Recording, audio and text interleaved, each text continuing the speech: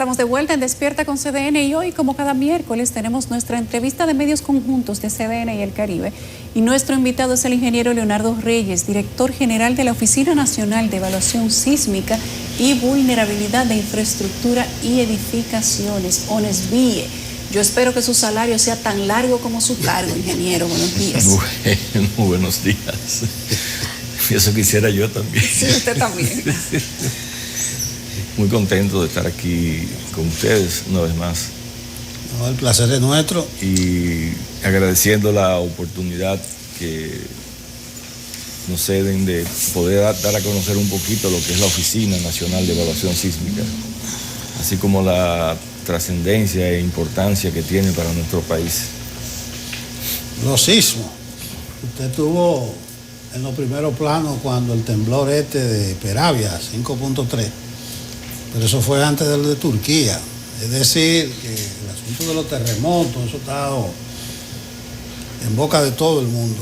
Y aquella vez usted decía con lo de Baní, 5.3, que nosotros no estamos preparados en República Dominicana para un terremoto de importancia, vamos a decir un terremoto grande. No sé si usted lo decía en función de que no hay conciencia o de la preparación, porque con lo de Baní había como un ruido, no había como una orientación clara, como una vocería. Vamos a hablar de la situación en que nosotros estamos ante la eventualidad de un terremoto de importancia. Fíjate, yo digo que ningún país del mundo está preparado para un terremoto. Y miremos a Turquía, pero vamos 10 años atrás a ver Chile. Chile es uno de los países más sólidos en formación sísmica. Sin embargo, ellos tuvieron que tumbar casi 1000 edificios. Ok, no colapsaron los edificios, pero imagínate sacar gente de 1000 edificios, ¿dónde tú lo vas a meter? Entonces, el problema de los terremotos es primero que no nos avisan. O sea, no sabemos cuándo. No podemos decir, mira, pasado mañana viene un terremoto.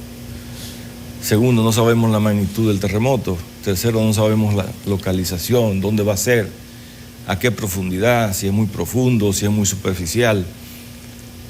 Y eso no solamente conlleva el colapso de las edificaciones, de puentes, de todo tipo de infraestructura, sino que también eso viene acompañado de muchos incendios, viene acompañado de carencia de energía eléctrica, de agua potable. O sea, el caos que se genera en un país cuando hay un terremoto importante es impredecible, es algo que realmente es muy... No he visto el primer país del mundo que haya tenido la capacidad de poderse reintegrar y mantener con normalidad su funcionamiento después de, al contrario, un terremoto te atrasa 20, 30 años fácilmente el desarrollo de un país. Entonces, ¿cuál es nuestra realidad? Porque tampoco podemos decir, bueno, nos quedamos con los brazos cruzados, porque no vamos, si no tenemos capacidad para enfrentar esa situación a la hora que llegue, pues entonces ¿qué hacemos? No. Oficinas como la Nacional de Evaluación Sísmica, ONESVIE, es una oficina de prevención. Se crea a raíz de que cuando Sodosísmica publica a través de la petición que hizo el ingeniero Corominas, el primer reglamento sísmico dominicano fue en el año 1979. Y observamos que de ahí hacia atrás, todas las edificaciones no habían sido consideradas en más de un 95% los efectos de los terremotos. Entonces, ¿qué significa eso? Que en la medida de que tú construyes sin tomar en cuenta el efecto que te va a tocar enfrentar, vamos a tener una gran masa que no sabemos qué tan segura puede ser ante un evento de esa naturaleza. Entonces, de ahí fundamentalmente que se crea esta oficina, porque nos damos cuenta de que sí, de que hay una gran cantidad de hospitales, de escuelas, de edificios de uso público, para no hablar del sector privado, porque sino de lo que nosotros manejamos día a día. Y decimos, bueno, la única solución que tenemos es hacer una oficina que se ocupe de revisar esas edificaciones que hemos sido capaces de hacer antes del código. Pero se da algo interesante. Se supone que cuando tú haces un código en un país, lo que se construye de ahí hacia adelante ya es seguro. Ya no tiene esa alta peligrosidad de colapsar ni de que la gente se muera, porque lo que mata a la gente son los edificios que se caen, los puentes que se caen. No es el terremoto, es lo que nosotros hacemos, lo que se nos cae en la cabeza. Entonces, segundo periodo, del 79 al 2011, que aunque el reglamento se había entregado al Ministerio de Obras Públicas en el 2008, no fue hasta después del terremoto de Haití que se decidió la publicación. Pero, ¿qué pasa? Que cuando analizamos el reglamento del 2011, nos encontramos que el Ministerio de Obras Públicas no tomaba en consideración el efecto de los terremotos a edificaciones menores de 4 pisos. ¿Qué significa eso? Que sus centros de salud, las escuelas, que son generalmente de 3 pisos, 2 y 1, se vieron construidas con la misma vulnerabilidad, porque no sabemos por qué razón no se exigía a ese tipo de edificios menores de 4 pisos. Entonces ahí generamos 31 años más de vulnerabilidad en las edificaciones. Y ahí viene el gran paquete que se une a los 50 años anteriores de seguir construyendo vulnerabilidades. Viene un nuevo código, se obliga de un piso hacia arriba, todo lo que se haga en este país necesariamente tiene que contemplar la presencia de un terremoto. ¿Por qué? Bueno, porque es la única forma de que cuando venga el terremoto podamos seguir disfrutando de esa infraestructura, de esas edificaciones, de esas líneas vitales que hemos hecho. Entonces, ahora mismo nos encontramos que ya el código tiene 10 años utilizándose, 11 años. Y se entiende que todas las edificaciones que hemos hecho a raíz de ese código tienen las consideraciones sísmicas que incluso penalizan los efectos como el que pasó en Turquía de piso suave, lo penaliza edificaciones que tengan solamente dos líneas de apoyo, de soporte, penaliza, o sea, el control de los desplazamientos del edificio, porque si tú permites que tu edificio se desplace mucho en un terremoto, te va a condenar las puertas, te va a romper los cristales.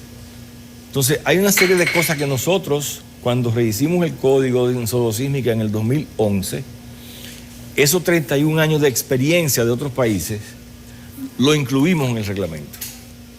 ¿Para qué? Para penalizar esas acciones que nos garantizaban a nosotros la seguridad de que nuestras edificaciones van a funcionar de la mejor manera. Es importante decir que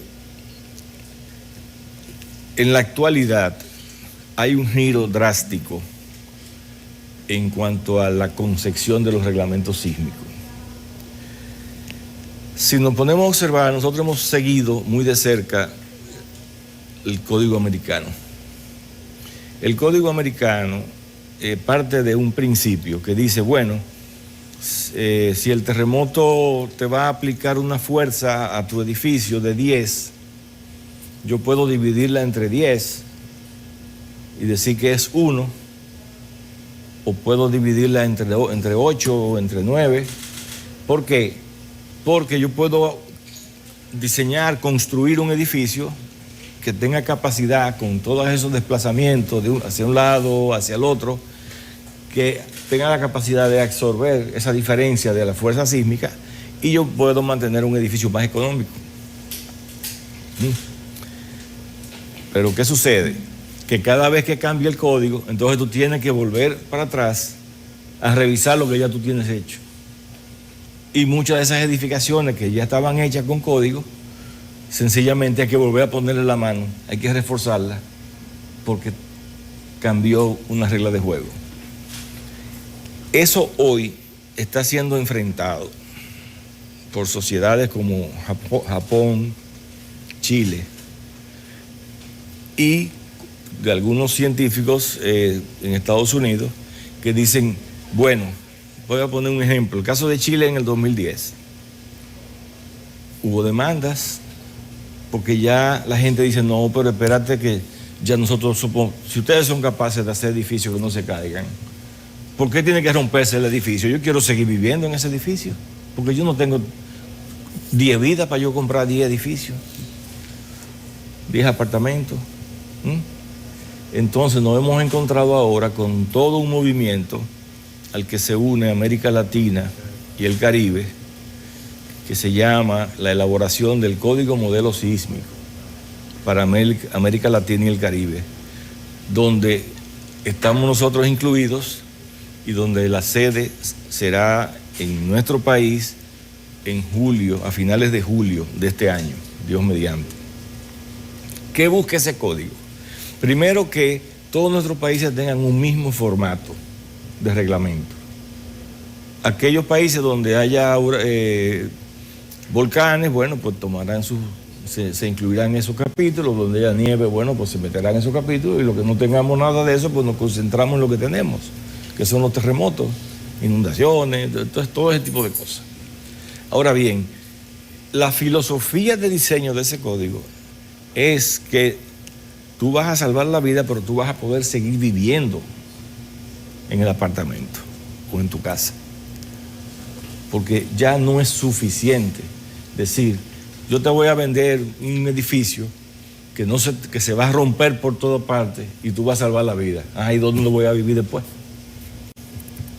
Entonces, ese nuevo enfoque que está muy apoyado en los japoneses. Japón ha dado mucho apoyo a Chile y a Perú en ese sentido, y a nosotros también. Nosotros estamos en ese nuevo enfoque, pero eso es de los libros, los papeles. Eso iba a preguntar. Ese código, usted dice, el último tiene 11 años aproximadamente de aplicarse.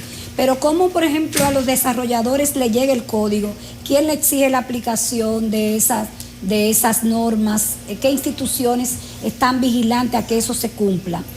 Bueno, originalmente era Obras Públicas. Cuando se crea el MIBET, en estos años es el MIBET el que está dándole seguimiento a la aplicación del código. Ahora bien, ese código modelo que se está desarrollando, yo entiendo que nos da la oportunidad de readecuar, de revisar nuestro código del 2011 y canalizarlo por ahí para montarnos en ese camino también. Pero hay una cosa que es importante. Nosotros pretendemos seguir construyendo edificios en una zona de amenaza sísmica como si fuera al costo de un edificio donde no temblara la tierra. Y eso es lo que hace que muchos ingenieros rejuegan e intentan engañar el reglamento para que los costos de las edificaciones se mantengan en un nivel competitivo. ¿En qué sentido? Dicen, bueno, yo voy a poner una separación a las paredes de bloque para que mi edificio pueda moverse de un lado para otro con mucho más libertad, pero a la hora de construirlo, lo construimos como construimos todos los días. Entonces, en lugar de reducir la fuerza como se hace para el diseño, lo que estamos es duplicando la fuerza. Entonces, ok, tenemos un reglamento exigente, que es una ley. Tenemos una institución que está exigiendo, primero Obras Públicas, ahora MIBET, están exigiendo que se cumpla. Pero a la hora de la verdad, no sabemos cómo vamos a responder nuestras edificaciones, porque una cosa es cómo se calcula y otra es cómo se construye. Entonces estamos justificando unos planos muchas veces que no se cumplen en la realidad y estamos sometiendo nuestros edificios a una fuerza a veces el doble Porque la supervisión entonces va solo a la aprobación de los planos, no a una supervisión en campo. Luego va una supervisión en campo. Pero y tú ves que sí que le ponen el fondo. Bueno, nada más hay que salir a la calle. Pero ¿qué pasa? Cuando tú le pones pañete a ese fondo, ya ese fondo no existe. Porque el pañete es un espesor de concreto que te sella. Y eso hace que el edificio tome mucho más fuerza de la que fue calculado. ¿Pero qué es lo que usted evalúa? Su oficina. Nosotros nos ocupamos de las edificaciones existentes. Nosotros no nos metemos en edificaciones esa nuevas. Parte no, esa parte. Lo que pasa es que toco ese tema porque estamos hablando de que los códigos son para eliminar las vulnerabilidades, no para tú seguir creando vulnerabilidades teniendo un código. Entonces, a partir de ahora le toca al MIBET esa supervisión. Claro. El MIBET está en eso. Con relación a las edificaciones ya construidas, se puede decir en el tiempo ya que existe ONESBIE, la entidad, ¿verdad? ¿Cuántos casos han encontrado, por ejemplo, que requiera aplicar algún correctivo? O si hay casos también que se ha recomendado la demolición de las edificaciones.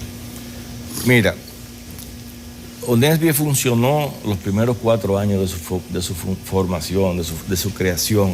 Fue en el 2001. El ingeniero Coromina inició esa oficina con la colaboración de Sodosísmica, que todos somos fundadores de la Sociedad Dominicana de Sismología e Ingeniería Sísmica. Entonces, cuando llegamos a esa oficina, se concentró todo el esfuerzo en hacer el levantamiento de los planos de las escuelas, porque tampoco encontramos planos. Tú aquí vas a una edificación pública y no aparecen los planos. Entonces, lo primero que había que hacer era el levantamiento de eso, y se pasó ese tiempo formando profesionales, incluso con el apoyo de JICA, que se enviaron profesionales a Japón hacia su maestría y vinieron para fortalecer el conocimiento de esa área nueva, que es la evaluación de vulnerabilidad de edificaciones existentes. Se comienza por ahí. Luego vienen 16 años, donde esa oficina tuvo la suerte de que se mantuvo abierta, pero no así en términos de realizar su trabajo real. Es lo mismo que CONAU. Esa sustituyó a CONAU, al Consejo Nacional de... No, esa se creó por decreto directamente, le rinde al presidente de asuntos urbanos, porque dejó de existir el asunto urbano. Entonces, esta por lo menos se mantuvo.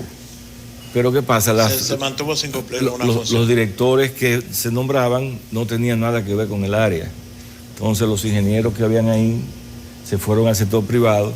Se quedó desmantelada prácticamente desde el punto de vista de su función, y se mantuvo haciendo evaluaciones visuales, fundamentalmente evaluaciones visuales, y algún que otro caso evaluación detallada. ¿Qué significa eso? Bueno, que yo tengo una metodología, que yo vengo a este edificio, lo veo, voy llenando un formulario y me dice si visualmente hay algún punto del edificio que podría ser vulnerable ante un terremoto. Si eso es así, entonces tú pasas a verificar eso a través de una evaluación detallada. O sea, se hace un modelo del edificio. Generalmente hay que hacer los planos, porque no se tienen. Hay que buscar un escáner para saber la cantidad de varilla que tienen cada uno de los elementos. O sea, es rehacer los planos de algo que está hecho. Se hace un modelo, se analiza para el código, para las fuerzas del código, y ahí te dice si el edificio o la infraestructura o la línea vital tiene capacidad para aguantar o no eso, y si no lo tiene, entonces también tú puedes implementarle elementos nuevos para su seguridad. Cuando yo entro a la oficina, después de 16 años, yo soy la primera persona después del ingeniero Coromina, o sea, segundo, en el área de manejo y de mi ejercicio diario, que tiene que ver con la esencia de esa oficina. Entonces nosotros sí comenzamos a evaluar. Nosotros hemos evaluado cientos de escuelas, pero no solamente evaluado, nosotros tenemos los análisis de esas escuelas, tenemos las soluciones de esas escuelas, y asimismo con los hospitales, asimismo con edificios de uso público, e incluso algo que la oficina nunca había hecho, pero que también le incumbe, cada vez que hay una denuncia de un puente que se está cayendo, un peatonal o el puente o sea, el Cangrejo o el puente de Pontón. Te tienen soluciones, pero en carpeta. Nosotros tenemos, sí, pero se la hemos suministrado al Ministerio de Obras Públicas. Pero vamos a ver en qué punto estamos, y fundamentalmente con las escuelas, porque le decía fuera de récord que ustedes han anunciado un plan para las escuelas, pero se ha quedado en anuncios nada más. Así es. Tenemos que hacer una pausa que va a ser muy breve, ingeniero, con su permiso. Y al regreso usted nos va a contar cuáles son esas evaluaciones, porque los últimos, no sé si decirle terremotos, pero sismos que ha tenido República Dominicana han preocupado de manera especial los hospitales y las escuelas de nuestro país. Ya venimos. Hoy recibimos en nuestra entrevista de medios conjuntos al ingeniero Leonardo Reyes, director general de la Oficina Nacional de Evaluación Sísmica y Vulnerabilidad de Infraestructuras y Edificaciones. El cargo es largo, la responsabilidad también.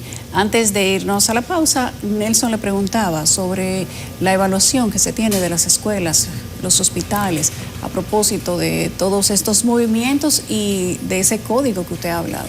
Y si usted tiene la evaluación, ¿cuándo que van a comenzar a trabajar? La pregunta del millón. Vamos a ver cómo pero sale. Yo voy a seguir, yo voy a seguir insistiendo. No depende de usted. No depende de nosotros, porque nosotros no tenemos los recursos para haberlo iniciado. Nosotros somos el soporte técnico del ministerio. Pero escúchame, ingeniero, hace varios meses el presidente convocó a los medios, los directores, líderes de opinión, y usted estaba ahí, y ahí se dio la sensación de que eso estaba a tiro de hit. Y que yo no recuerdo el apoyo del presidente. Sí, el apoyo del presidente, pero hace muchos meses. Hace un año. Mira, ella tiene mente más fresca. Yo hace un año estábamos ahí, el presidente dijo, y usted se comprometió ante el país. Claro, y seguimos en eso y estamos a punto de iniciar la primera. A tiro de hit. A punto de iniciar la primera. Bueno, sí a tiro de hit porque estamos en tercera, ¿verdad? Sí, pero tiene un año en tercera. Sí, pero déjame decirte algo. Ese proyecto está muy, muy cerca de comenzar. Nosotros hemos estado trabajando a la mano con el nuevo ministro y hemos estado trabajando directamente con la Dirección de Edificaciones Escolares.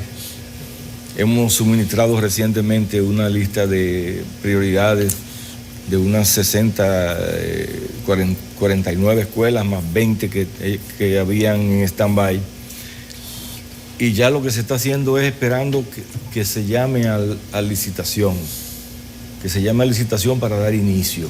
ONESBIE va a apoyar al ministerio en la supervisión, o sea, para que se garantice que las soluciones que nosotros hemos planteado se hagan correctamente. Porque así como tú usas un elemento para reforzar, si no lo aplicas de una manera adecuada, puedes provocar más debilidad en la edificación. Yo, a nivel personal, me siento más desesperado que esa inquietud que ustedes tienen, porque no es la primera vez. Yo tengo muchos años insistiendo,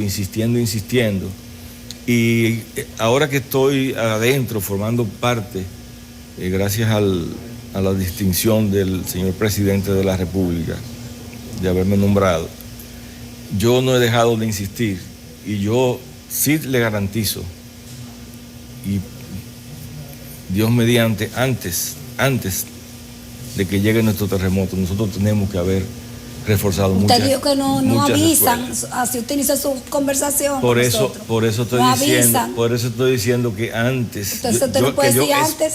No sabemos cuándo llega. Ojalá antes, ¿verdad? Sí, yo espero que antes de que llegue hayamos podido, que quede claro, antes de que llegue hayamos podido reforzar unas cuantas Bueno, escuelas. está empeñada la palabra del presidente en eso, está hecha la evaluación. La decisión está tomada. Pero mientras tanto, usted que está dando la cara y de usted su que está parte. quedando en la fe ante el país. No, está bien. Yo asumo la responsabilidad, porque yo también pude haberme quedado callado. Se habla como de 135 escuelas que ustedes tienen. No, hay 200, la orden es en principio 250, intervenir vale. 250 escuelas. Eso está ubicada, que tienen fallas. Sí, que las fueron mal que están construidas. cercanas a la falla, lo que le Pero llaman. incluso por lo que me sorprende que son escuelas construidas después de 2011. Y se supone que en el 2011 usted hizo un corte de un código que no debieron construirse así. Seguimos creando vulnerabilidades en las escuelas. Son más fuertes, pero provocamos las mismas deficiencias que las que no se le han puesto la mano, que son las que queremos reforzar. Otro gran fallo, cuando lo de Peravia, usted decía que, que alguien en el país tiene que tomar el liderazgo en ese momento, cuando venga un terremoto de importancia. Porque ahí hablaba el COE, ahí no se sabía, con una cosita de Peravia, más o menos no se veía como una cabeza, un liderazgo. Ahí hay un vacío. Fíjate, en la actualidad el vocero oficial de la presidencia es el COE. Pero acuérdese que aquello fue a las 7 de la mañana. A las 7 de la mañana. Y el COE a las 11 fue que sacó cabeza. Bueno, yo te digo lo que conozco. O sea, la voz oficial es la del COE. Pero hace falta como un liderazgo más definido. Bueno, lo que yo entiendo es que las demás oficinas, incluyendo la mía, debiésemos alinearnos suministrando la información al COE para que pueda dar para que pueda salir a la calle una información consensuada. Pero hasta ahora el COE que tiene la voz cantante y nosotros respetamos eso. Bueno, eso de Peravia fue un avisito nada más. Eso de El Peravia- Instituto Sismológico de la UAS se quemó. Ahí no estuvo a punto, la página no estaba activa. Hacía Con un- meses que no estaba actualizada la página. Mira, En el momento del terremoto, horas después, nosotros lo seguíamos minuto a minuto y veíamos que la página tenía meses que no estaba actualizada. Y seguíamos tratando de conseguir si actualizaban en el momento posterior al terremoto. yo te voy a sugerir. Pasó tiempito después. Te voy a sugerir que siga la del Loyola. La del Loyola. Ah, Ya lo saben, no todos los televidentes, cuando hay un remedioncito, la del Loyola, esa está actualizada. Loyola tiene mediciones en muchos puntos del país, hace un seguimiento Sí, bien de sí, cerca. no, se está haciendo un Ah. trabajo muy eficiente en el Loyola, muy eficiente. Pero Leonardo, hay como cierta indefensión, yo veo. Pero es grave, ingeniero, eso. Tú me estás llevando a un punto donde me genera mucha decepción e insatisfacción de nuestro país. Nosotros tenemos Obosísmica creada desde el 77. Sociedad Dominicana de Sismología y Ingeniería Sísmica, diciéndole a este país los riesgos que tenemos. Nosotros hemos hecho los códigos, hemos dado los cursos a los ingenieros,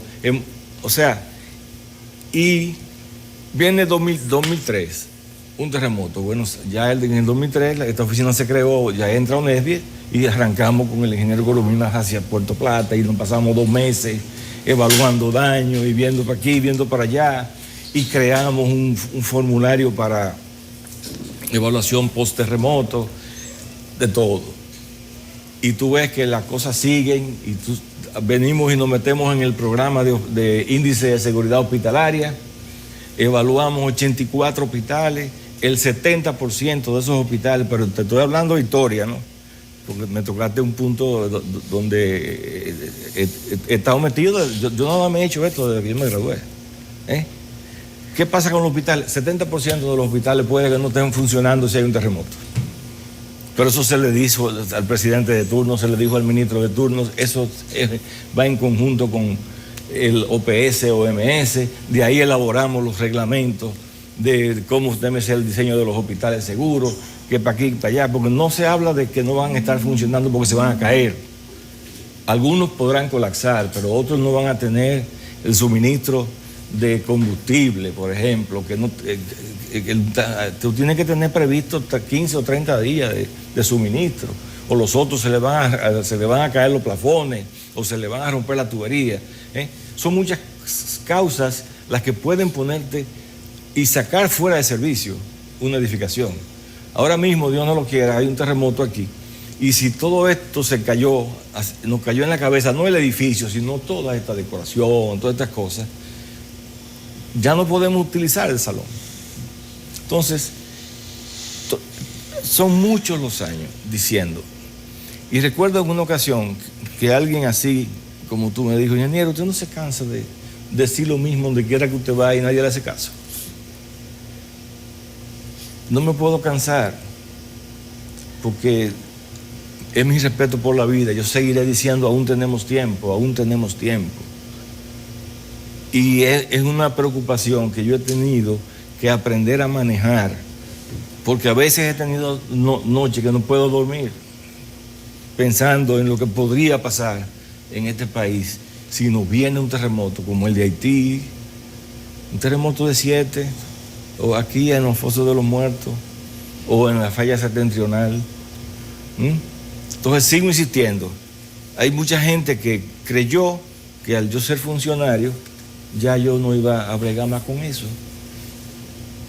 Pero yo sí te digo una cosa, mi compromiso está ahí por muchos años. Y hasta que no se arregle la primera escuela y el primer hospital, yo lo voy a seguir diciendo.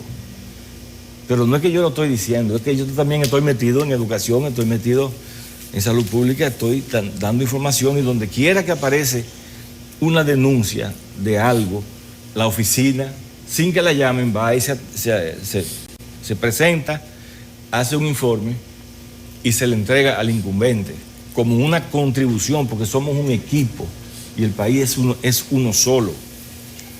Entonces, definitivamente sí, nosotros vamos a tener problemas con los puentes, con los peatonales. Nosotros estamos haciendo un estudio ahora mismo que es de la evaluación de ciertos sectores de la capital, previendo qué pasa si se me cae un puente peatonal en la 27, cómo cruzo, cómo llega la ayuda humanitaria a las personas que lo necesiten. Entonces eso implica dos cosas: o yo evalúo el puente y aseguro de que no se me caiga, o simplemente tacho esa vía y tengo que buscar una ruta alterna para llegar, porque a la hora de la verdad, las ambulancias, 911, o sea, todos los elementos de servicio, bomberos, policía, va a estar todo el mundo. Entonces vamos a tener taponado a todo el mundo porque ni siquiera sabemos por dónde vamos a caminar. Todas esas cosas se llaman prevención. Y yo digo que sin prevención no hay resiliencia. La famosa palabra de resiliencia, que creemos que después que pasa el terremoto, en 2 meses va a estar este país nuevecito otra vez, eso es mentira. Si nosotros no comenzamos a ponerle la mano a las cosas, a los puentes, a los elevados, a los pasos de nivel, mira lo que pasó en el túnel ahora mismo. Entonces, señores, es un compromiso nacional donde todas las instituciones tienen el compromiso de evaluar sus edificaciones, y nosotros lo estamos haciendo. Nosotros evaluamos el edificio Juan Pablo Duarte, nosotros evaluamos la DGI, nosotros evaluamos el EGI, el edificio del MAP también. Y a todas esas edificaciones le hemos dado la solución. Se le ha hecho el estudio. El hospital de las Fuerzas Armadas lo evaluamos también, ahora estamos evaluando el hospital de la policía.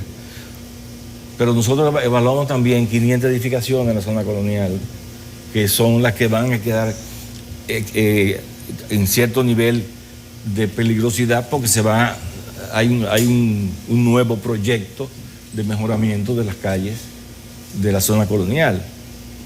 Pero también nosotros elaboramos junto con Naciones Unidas el Plan Nacional para la Reducción de Riesgo Sísmico, donde ahí están las actividades de cada una de las diferentes instituciones. Bueno, por lo menos sirve de consuelo que esté escrito lo que va a pasar.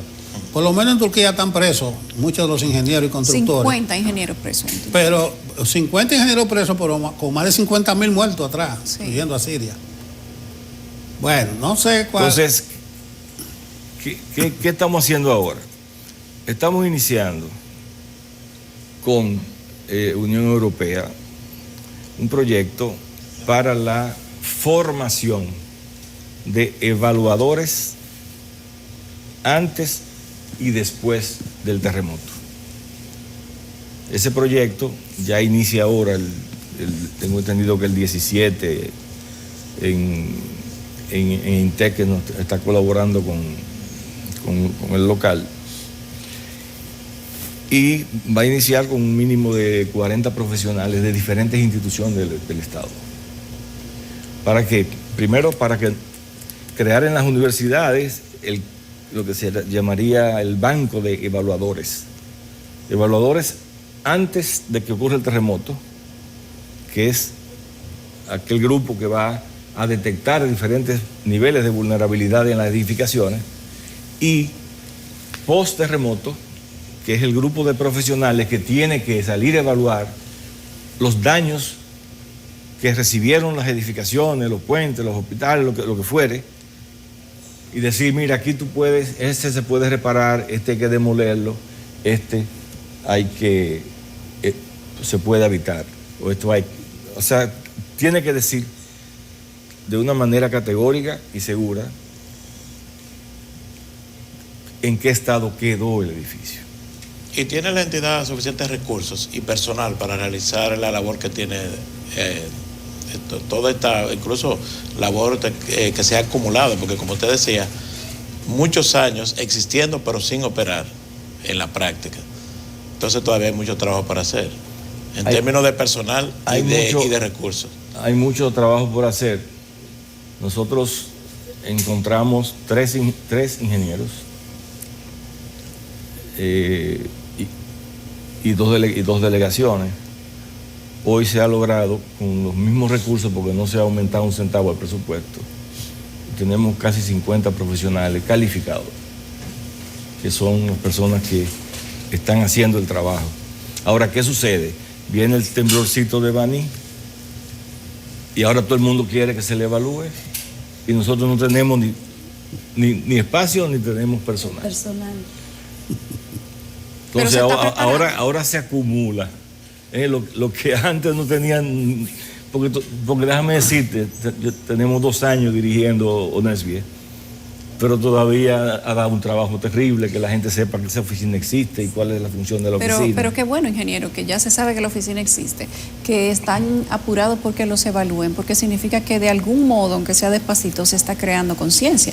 Brevemente, quiero que usted nos diga, imaginando ya con el trabajo que se está haciendo en ONESBIE, levantando información de infraestructura, de vulnerabilidades, de rutas por donde acceder a los diferentes escenarios que podrían darse ante un terremoto en República Dominicana, considerando las fallas que ya se sabe que hay. ¿Cuál sería el plan de acción si se tiene? Imaginémonos que no queremos que eso suceda, pero imaginemos que mañana sucede. ¿Qué pasaría? ¿Qué pasaría? Se van a inventar muchas cosas aquí. No estamos preparados. No tenemos un plan para de tener mitigación. No, tenemos un plan. Nosotros elaboramos el Plan Nacional para la Reducción de Riesgo Sísmico. ¿Cuánta gente se conoce esto, se lo aprendió, lo leyó, trabajó en eso? Esto se hizo en esta gestión y ahora es que se está dando a divulgar, porque hace muy poco que Naciones Unidas nos suministró el material. Esto está en impresión ahora mismo. Usted dice que tiene 50 ingenieros en ONESBIE que ya están preparados y calificados. Imaginemos que tenemos un evento, ojalá no, pero lo podemos tener en cualquier momento, porque eso nos dice la condición geográfica que tiene República Dominicana. Lo tenemos, lamentablemente. Hay un equipo que pueda iniciar de inmediato a hacer un levantamiento de daños, de vidas. Claro que sí, claro que sí. ¿Hay ese equipo Claro que en sí. este momento? Nosotros ese equipo está formado ahí y ahora lo que estamos haciendo es extendiéndolo. ¿A través de quién? De las universidades.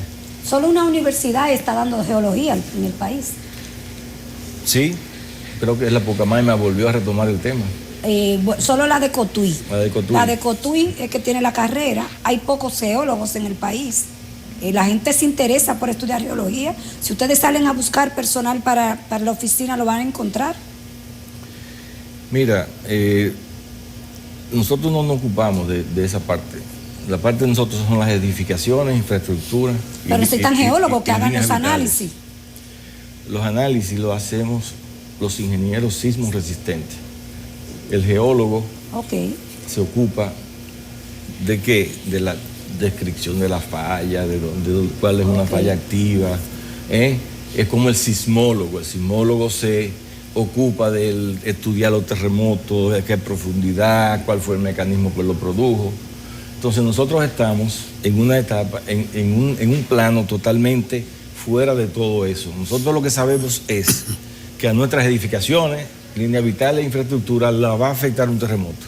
Bueno, Y nosotros nos hemos especializado en que, primero en hacer una radiografía de diferentes edificaciones, infraestructuras y líneas vitales. Detectar los problemas y plantear soluciones. Pero eso es lo existente. muy bien. Parece que falta mucho por hacer. Sí, pero Muchas gracias. estamos iniciando. Gracias. Estamos iniciando y yo espero que la próxima vez que me inviten, si no hemos arreglado la primera escuela, no vengo. No, yo creo que sí, porque usted está dando la cara ¿Eh? y prometiendo lo mismo. Y no y llegan los esperamos no recursos. tener que llamarlo porque haya sucedido un evento No, y sismológico. yo quiero tener el honor de ser yo quien invite para que vean la primera escuela arreglada. Muy bien. Ahí estaremos. Gracias, ingenieros. Ha sido nuestro invitado el ingeniero Leonardo Reyes, director de la Oficina Nacional de Evaluación Sísmica y Vulnerabilidad de Infraestructura y Edificaciones. Todos esos títulos los tiene ese hombre. Vámonos a la pausa.